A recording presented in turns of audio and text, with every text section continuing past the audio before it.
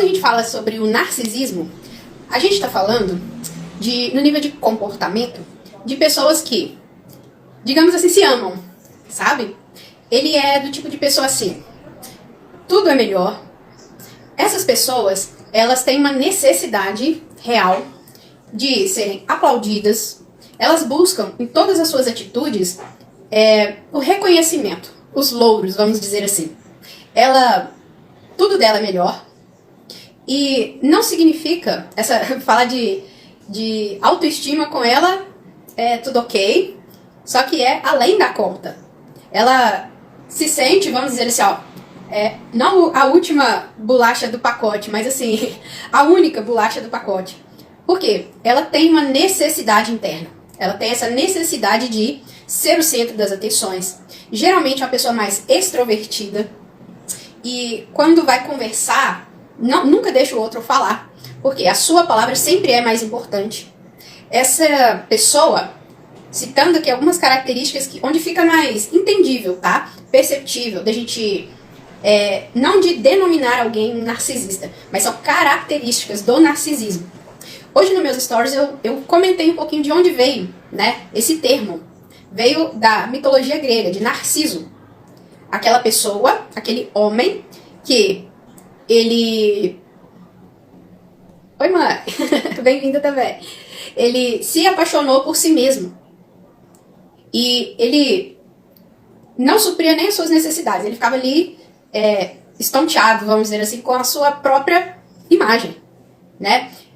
Quando a gente fala dessas pessoas que têm, né? E a gente, em níveis muito extremos, tá? A gente tem o que podemos chamar de... O pessoal vem chegando aí agora. De transtorno de personalidade. É o nível extremo, tá? Onde existe esse narcisismo. Eu anotei aqui 2 nomes, tá? Que são tipos de narcisismo.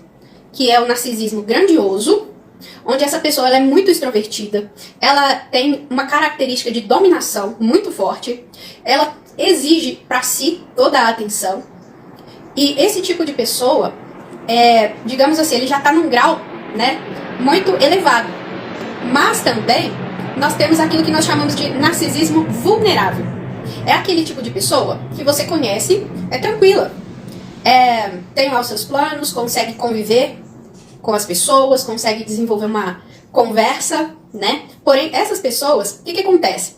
Elas têm uma necessidade de controle. Tipo assim, olha, a palavra final é sempre dela. Ela é muito mandona, porque ela gosta de que obedeçam a tudo que ela fala, né? Nós citamos aqui, olha só. E essas pessoas, tá? Nesse padrão aqui, ó, de narcisismo vulnerável, quando ela não tem essas coisas, ela se faz de vítima. Ela entra num estado que ela se sente menosprezada. E onde muitas das vezes pode ser confundido com uma baixa autoestima. Daquele termo assim, ninguém me ama, ninguém me quer, ninguém me dá atenção. Os holofotes têm que estar sempre para aquela pessoa. E se não tá, e as pessoas não atendem essa expectativa de aplaudi-la, né? O que acontece? Ela assume um papel de vítima naquele momento, naquela circunstância, para quê? Se não é pelas minhas conquistas que eu chamo atenção, pelos meus atributos físicos, pelos meus atributos de liderança, pelos meus atributos que para esse tipo de pessoa, gente, as qualidades delas são muito claras. Só que elas não conseguem perceber as deficiências dela, os pontos de melhoria, digamos assim. Não conseguem enxergar. Então, essa pessoa vai se tornando de difícil convivência. É difícil estar num ambiente, por exemplo, num grupo, onde tem uma pessoa com um grau de narcisismo muito elevado. Porque a gente foi feito para se socializar, né? Um ajudar o outro, etc. Porém, essa pessoa, quando ela está num grupo, ela logo tem um destaque. E se o destaque não for dela, não serve. Agora, observe, pra gente, é fácil compreender. Fácil olhar para essa pessoa e dizer assim, olha, isso não tá ok, isso não tá bom, isso não é correto, não é saudável. Agora, vamos olhar o outro extremo? O outro extremo trata de uma autoestima super baixa. Alguém com senso de inferiorização. Ela se compara e sai perdendo. Ela se coloca também no papel de vítima. Porém, ela toma o seu tempo com foco não nas suas habilidades, mas nos seus defeitos. E nesse caso, eu nem digo pontos de melhoria, porque essa pessoa não enxerga dessa forma. Essa pessoa só enxerga que ela tem defeitos e que os defeitos dela são extremos e que para todo mundo existe mudança, melhoria. Porém, ela é a última bolacha do pacote murcha, que ficou lá e ninguém quis. A sensação dela é essa. Agora, perceba uma coisa aqui. Quando essa baixa autoestima ela está num nível muito baixo, a gente entra num papel nesse local de quê? De autoaversão. Ela não consegue, digamos assim, lidar consigo mesma. Ela se odeia, digamos assim. E eu vou falar odeia entre aspas, tá? Porque na verdade não é ódio o que acontece aqui. Agora, vamos perceber assim, olha, o X da questão. Por que que lados tão opostos são de uma mesma moeda? Percebam que, no caso do narcisismo, a pessoa, ela tá sempre focada no eu, nas suas qualidades. A pessoa que tem, né, aqui no extremo, a autoaversão, ela tá sempre focada nela, só que nos seus defeitos. Observem que o ego é o ponto central dessas duas faces. A pessoa, ela tá sempre preocupada consigo. O olhar dela, digamos assim, tá sempre em volta do seu umbigo. E aqui eu vou falar de pontos em comuns, tá? Pessoas egocêntricas. Pessoas que são egoístas. Que desenvolvem esse ego inflado. E por quê? Porque o olhar, ele não foca no outro, em outras coisas. A sua mente tá sempre voltada para si. E esse lado é negativo. Tanto por um extremo, tanto pro outro. Agora você me pergunta assim, Camila, mas tem tratamento para isso? Tem solução para isso? Bom, quanto mais próximo, né, de um grau elevado de narcisismo de uma pessoa, mais difícil é ela se convencer de que ela precise de qualquer coisa. Por quê? Ela simplesmente não vê os seus defeitos. O que geralmente vai acontecer, tá? Essa pessoa vai ser de difícil convivência, ela vai estar sozinha, só que ela não se incomoda de estar sozinha. Ela tá bem consigo mesma, vamos dizer assim, só que ela é uma pessoa que vai terminar a vida sozinha se nada acontecer. Se ela não tiver esse momento de percepção, tá? Agora, e quem tem baixa autoestima? A chance de se despertar para isso é muito maior. Por quê? Porque quando você fala de baixa autoestima, você tá olhando os seus defeitos, você tá com esse ego também aumentado, porém no lado negativo, né, das suas percepções de si mesma. Só que, o que acontece nesse caso? Existe vamos dizer assim, um cenário de dor. Essa pessoa sofre. Porque, de alguma forma, ela tem esperança, sim, de melhoria. Ela quer, sim, desenvolver habilidades. Ela consegue, tá, se perceber com maior facilidade nesse estágio do que um narcisista.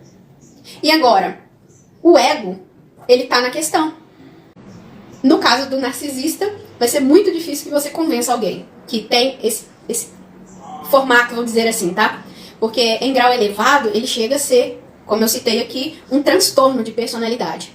Agora, no caso da baixa autoestima, existe um quadro de dor. Existe um quadro de esperança. Essa pessoa não quer estar nessa situação. E aí, nesse caso, existe sim uma maior chance de, vamos dizer assim, de recuperação, de que essa pessoa saia desse extremo, tá? E foi exatamente pensando nessas pessoas que eu desenvolvi um método, tá? Um treinamento. Por quê?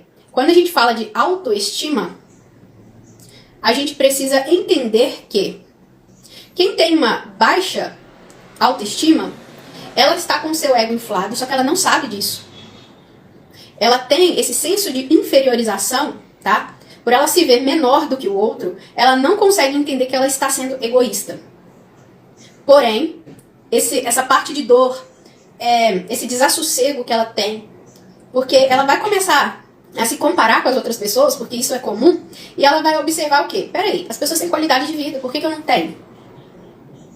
E aí, ela sim tem mais chance de buscar por ajuda, tá? E por isso, existe maior chance, tá? De que essa balança seja equilibrada.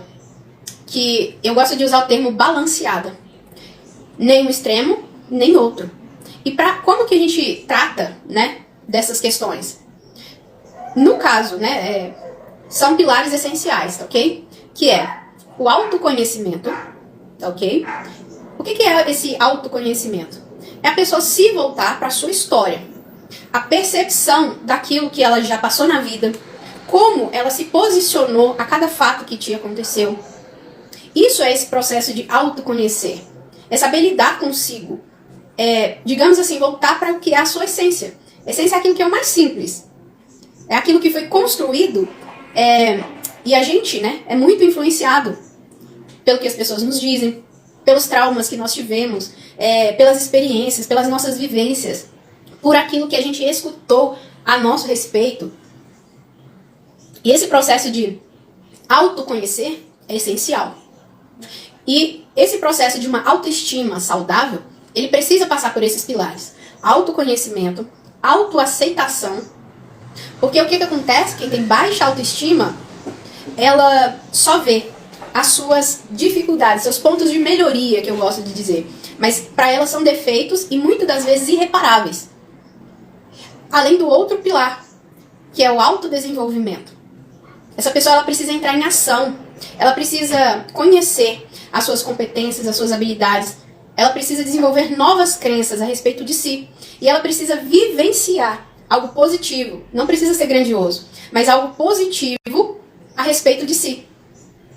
E exatamente com todo esse processo é que é nutrido essa autoconfiança. Agora, foi pensando nisso que eu desenvolvi esse treinamento. É como se fosse uma musculatura, né? A gente vai na academia para uma hipertrofia muscular. A gente vai na academia para poder perder massa gorda, vamos dizer assim. A gente vai na academia com diversas finalidades. Agora, foi pensando em desenvolver uma autoestima, né? A maneira de você se ver, a maneira de você se sentir e a maneira de você descrever a respeito de si mesmo, de uma maneira saudável. Isso só é possível quando ela tem, todos esses pilares estão firmados numa base muito sólida, que é a sua identidade. Então, esse programa, como que ele é? É um programa rápido, tá? 30 dias. Onde tem conteúdo e tem também tarefas. Porque a pessoa precisa entrar em ação. Ela precisa, além de se conhecer, colocar para fora suas habilidades. Ela precisa potencializar, ela precisa ter uma vivência, uma experiência positiva sobre essas qualidades que ela tem, sobre esses pontos fortes.